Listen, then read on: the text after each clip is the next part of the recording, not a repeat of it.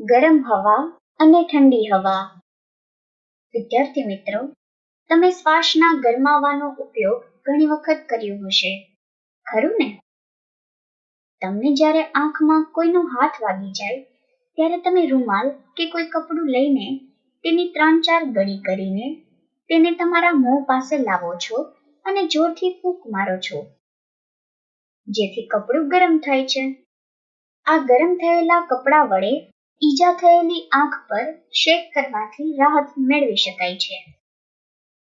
આ જ કારણથી જ્યારે રમતા રમતા અમિત દિવાલ સાથે અથડાયો અને તેનું કપાળ ફૂલી ગયું ત્યારે દીદીએ તરત જ તેમનો સ્કાર્ફ 4-5 વાર વાળ્યો, તેમાં ફૂંક મારી અને અમિતના કપાળ પર રાખ્યો હતો. તમે જોયું કે કઠિયારો ગરમ બટાટાને ઠંડા કરવા તેના પર ફૂંક મારતો હતો. જો તેણે બટાટાને ઠંડા કર્યા વગર ખાઈ લીધા હોત તો તેની જીભ દાજી જાત અને મોંમાં મૂકેલા બટેટાના ટુકડાને થૂંકી દેવો પડત. આપણાથી ઘણીવાર ખૂબ જ ગરમ ખાવાનું ખવાઈ જતા કે પીવાઈ જતા આપણી જીભ દાજી જાય છે. માટે આપણે જ્યારે કોઈ ખોરાક ખૂબ ગરમ હોય ત્યારે તેને ઠંડો પાડવા માટે ફૂંક મારીએ છીએ. ખોરાકને થોડી વાર રહેવા દઈએ છીએ કે પંખાની મદદથી તેને ઠંડો કર્યા પછી ખાઈએ છીએ. તમે ચા વાળાને ચાને ઠંડી પાડતા જોયા છે? હા, તેઓ ચાને એક પ્યાલામાંથી બીજા પ્યાલામાં અને બીજા પ્યાલામાંથી પહેલા પ્યાલામાં નાખીને ઠંડી પાડે છે. બસ આ જ રીતે દાળને પણ એક વાટકીમાંથી બીજી વાટકીમાં નાખીને ઠંડી પાડી શકાય છે. ગરમ ગરમ ભાતને પહોળા વાસણમાં ફેલાવીને ઠંડો પાડી શકાય છે. અને તમે જ્યારે નાના હતા ત્યારે તમારા મમ્મી ગરમ રોટલીના ટુકડાને ઠંડો પાડીને તમને ખવડાવતા, તે યાદ છે ને? અહીં ચિત્ર 1માં મિની તેની ચા ફૂંક મારી ઠંડી કરવા પ્રયાસ કરે છે. ચામાંથી નીકળતી વરાળ બતાવે છે કે મિનીની ચા તેના મોંમાંથી નીકળતી ફૂંક કરતા વધુ ગરમ છે. અહીં ચિત્ર 2માં સોનુને ખૂબ જ ઠંડી લાગતી હતી, તેથી તે તેના હાથ પર ફૂંકો જ માર્યા કરે છે, જેથી ઠંડીથી થીજી ગયેલા તેના હાથને ગરમ કરી શકે. આમ સોનુના હાથ વધુ ઠંડા છે.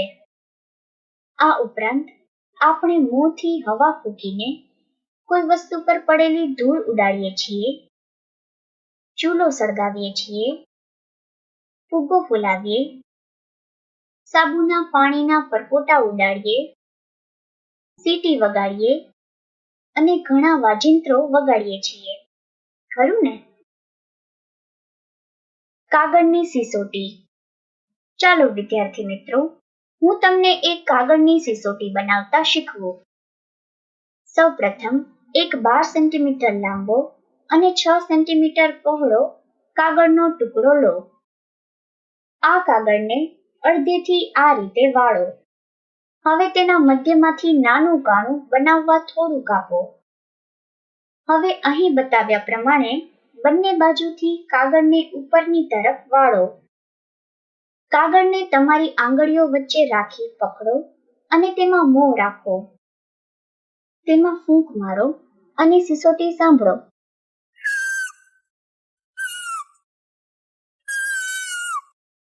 કોની સિસોટી વધારે મોટી સંભળાય છે, તમારી કે તમારા મિત્રની? જોરથી અને ધીમેથી પણ ફૂંક મારો અને જુદા જુદા અવાજ કાઢો. જુદી જુદી રીતે ફૂંક મારો. જુઓ, અહીં પેનનું ઢાંકણું, પાંદડું, ફુગ્ગો અને ચોકલેટનું રેપર છે. અહીં આપેલી વસ્તુઓની સિસોટી બનાવીને વગાડતા સૌથી મોટેથી અને સૌથી ધીમે વાગે તે રીતે ક્રમમાં લખતા, મોંમાં આંગળી નાખીને પેનના ઢાંકણમાં ફૂંક મારતા તેની સીટીનો અવાજ સૌથી મોટેથી વાગે છે. ત્યાર પછી પાંદડું, ફુગ્ગો અને અંતમાં સૌથી ધીમે વાગતું ચોકલેટનું રેપર છે. સંગીતના સાધનો વિશે જાણકારી. તમે જુદા જુદા સંગીતના સાધનો જોયા છે, ખરું ને? તેને કેવી રીતે વગાડવામાં આવે તે સમજીએ. વાંસળી. શ્રી કૃષ્ણને વહાલી વાંસળી વાંસમાંથી બનાવવામાં આવે છે. તે પોલી નળી જેવા આકારની હોય છે. તેના પર કાણા આવેલા હોય છે. આ વાંસળીને ફૂંક મારીને વગાડવામાં આવે છે.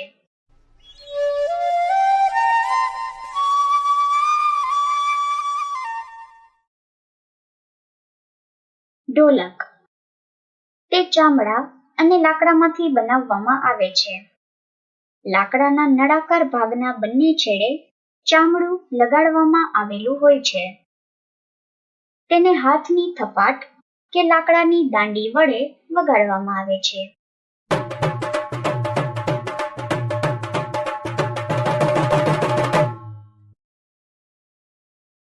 બીન. આ સંગીતનું સાધન મદારીઓ વધુ વગાડે છે.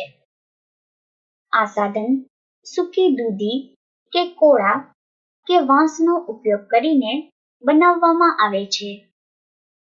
તેને ફૂંકીને વગાડવામાં આવે છે.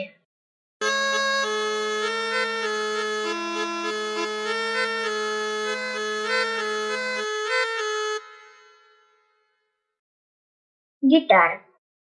આ સંગીતનું સાધન લાકડામાંથી બનાવવામાં આવે છે. તેના પર તાર લગાવવામાં આવે છે. તાર પર આંગળીઓ ફેરવીને કે નાના પ્લાસ્ટિકના ટુકડા વડે તે વગાડવામાં આવે છે.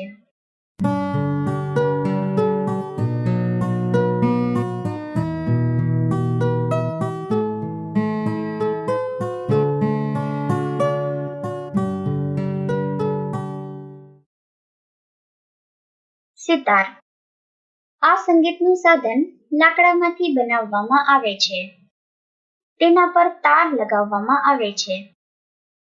તે તાર પર આંગળીઓ ફેરવીને તેને વગાડવામાં આવે છે.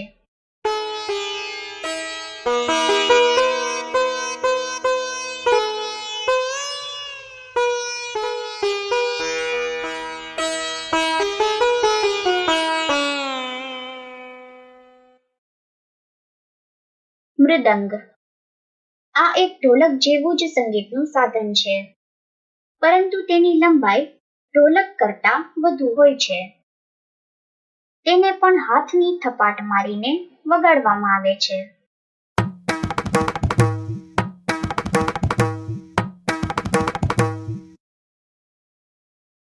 આપણે આ બધા જ સંગીત સાધનોને આંખો બંધ કરીને પણ તેમના અવાજ પરથી ઓળખી શકીએ છીએ. જ્યારે આ સંગીતના સાધનોને વગાડવામાં આવે છે ત્યારે તે સુરીલા અને રુચિકર અવાજ ઉત્પન્ન કરી શકે છે. ફૂંકનો ઉપયોગ.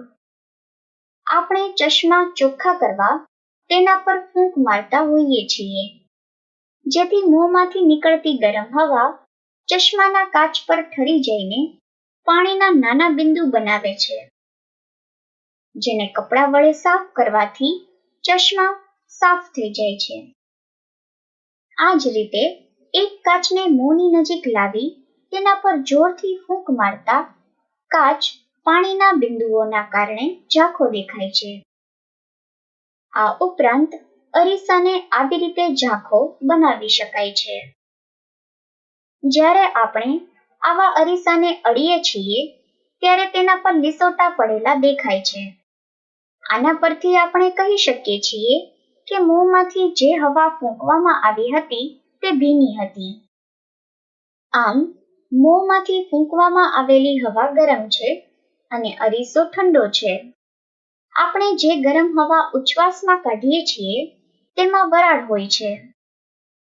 જ્યારે તે ઠંડા અરીસાના સંપર્કમાં આવે છે ત્યારે પાણીના નાના બિંદુમાં ફેરવાઈ જાય છે, જે કાચને ભેજવાળો અને ઝાંખો બનાવે છે. આમ આપણે ગરમ વસ્તુઓને ઠંડી કરવા અને ઠંડી વસ્તુઓને ગરમ કરવા ફૂંક મારીએ છીએ.